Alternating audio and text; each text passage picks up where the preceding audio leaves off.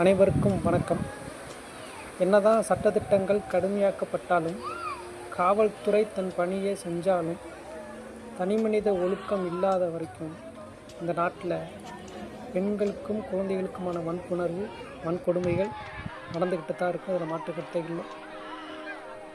ராஜஸ்தானில் 13 வயசு குழந்தைய 5 நாளாக 32 பேர் வன்கொடுமை செஞ்சுருக்காங்க.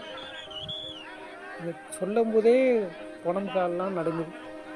அதுக்கு தான் இந்த போட்டு இந்த வெளி வெளுத்துட்ருக்கேன். இவங்களுக்கெல்லாம் என்னதே அப்படி 32 பேர்னா இதை எப்படி சொல்கிறது என்ன அப்படின்னு.